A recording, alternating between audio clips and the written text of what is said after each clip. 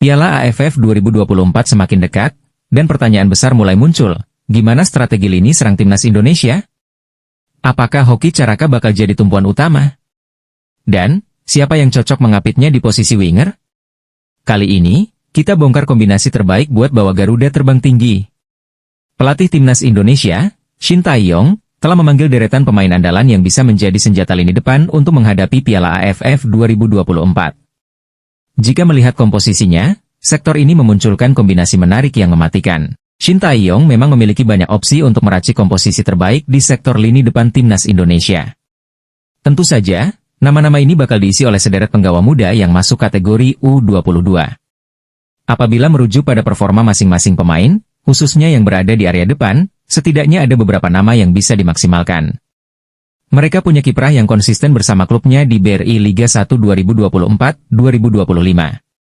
Selain itu, ada beberapa pemain abroad yang bisa jadi senjata andalan. Namun, khusus Rafael Struijk, pemain yang kini merumput di Liga Australia bersama Brisbane Roar itu rencananya baru akan dilepas klubnya pada fase semifinal. Oleh karena itu, STY mesti bersiap dengan stok pemain yang tersedia untuk menghadapi fase grup. Jika melihat skema pakem 3-4-3 yang biasa digunakan STY, ada 3 pemain yang layak mengisi pos lini depan timnas Indonesia. Dari semua pemain depan yang ada, Hoki Caraka memang menjadi penyerang paling konsisten yang cukup layak mendapatkan kepercayaan penuh mengisi lini depan timnas Indonesia di Piala AFF 2024. Sobat bola, siapa sih yang gak kenal Hoki Caraka?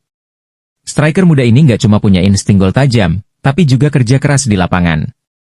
Bayangin aja, pemain seperti Hoki bisa jadi target man, yang gak cuma nunggu bola, tapi juga aktif narik bek lawan keluar dari posisi. Penting banget, kan? Tapi, apa cuma itu aja keunggulannya?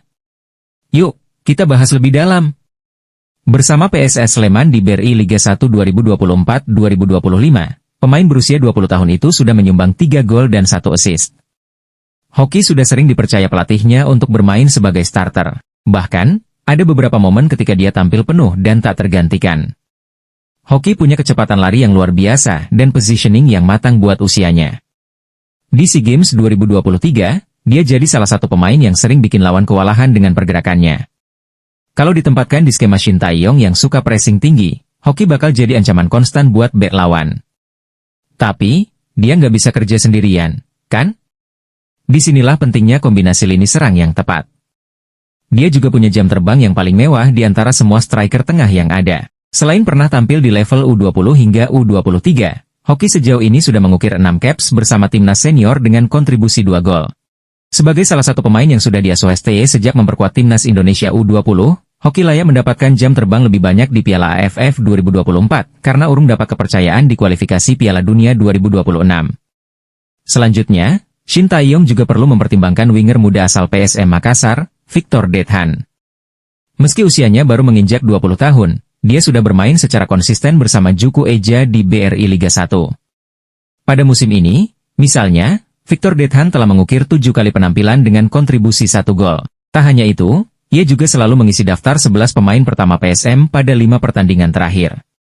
Salah satu keunggulan pemain asal Kupang ini ialah kemampuannya bermain di sejumlah posisi, baik itu sayap kanan maupun kiri.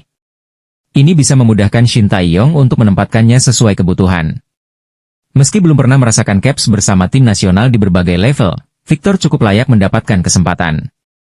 Apalagi, dia juga pernah bermain di ajang ASEAN Club Championship musim ini. Untuk menambah kekuatan di area depan, Shin Tae-yong secara mengejutkan memanggil pemain andalannya yang kini tengah berkarier di luar negeri bersama Oxford United, yaitu Marcelino Ferdinand.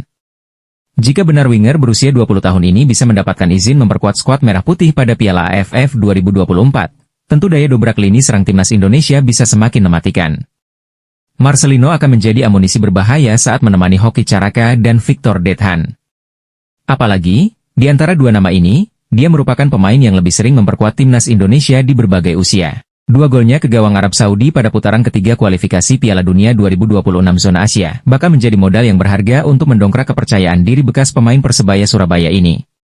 Jika melihat skema permainan yang kerap digunakan Shin Tae-yong bersama timnas Indonesia, ketiga penyerang itu memang memiliki karakter yang sesuai dengan keinginan sang pelatih. Artinya, meski ketiganya biasa menempati posisi nomor 9 atau sebagai striker tengah, mereka juga bisa mengisi area kelebaran saat dibutuhkan. Fleksibilitas semacam ini sangat penting guna mengeksploitasi ruang kosong di area pertahanan lawan. Rafael Struijk memang jadi sosok yang paling dipercaya Shin Tae-yong untuk mengisi peran ini.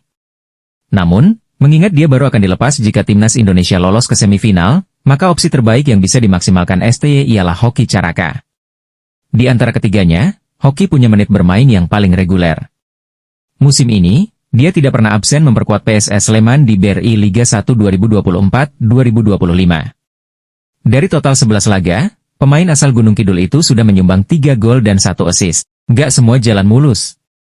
Di Piala AFF, timnas bakal ketemu lawan-lawan tangguh kayak Thailand dan Vietnam. Mereka punya back-back yang kuat dan disiplin. Jadi, gimana cara Hoki dan kawan-kawan menghadapi tekanan ini? Salah satu caranya adalah dengan variasi serangan. Jangan cuma andalin crossing atau umpan panjang. Kombinasi serangan cepat, bola pendek, dan pressing tinggi bakal jadi senjata utama. Plus, rotasi pemain juga penting biar tim tetap segar sepanjang turnamen. Piala AFF 2024 bakal jadi momen pembuktian buat generasi emas ini.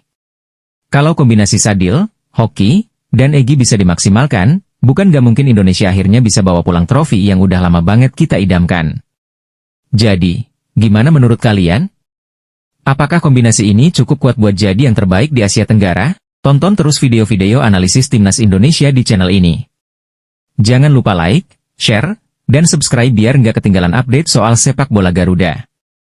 Yuk, bareng-bareng dukung timnas!